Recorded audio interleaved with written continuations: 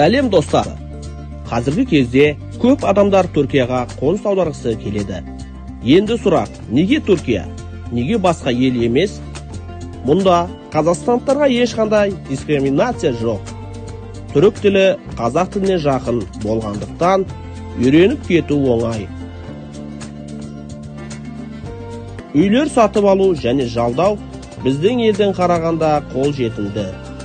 Басқа Түркия сияқты елдерден қарағанда азық-түлік жанұяны бағу арзандау.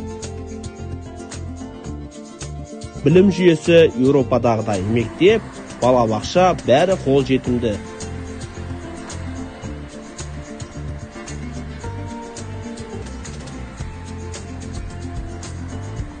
Халықаралық жеке шот ашуға болады.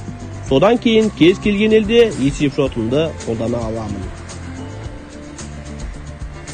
Климаты өте жайлы, бәрі жасыл, жеміс-жидектер, теңіз, әдемі жерлер.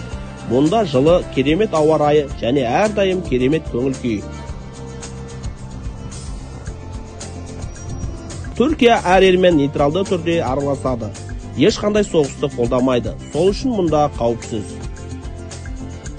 Турция шекарасы бізге ашық. Мұнда келу және келіп тұрақтап қалу оңай. Енді айта кетсек, неге сіз қазір Түркияға келу керексіз? Неше түрлі товарды алып, Қазақстан немесе басқа елдерге сауда жасап, ақша табуға мүмкіндік. Кім қайда кетерін білмей, немесе осы қысты қайда өткізерін білмесе, онда әрине Түркияға келіңіз.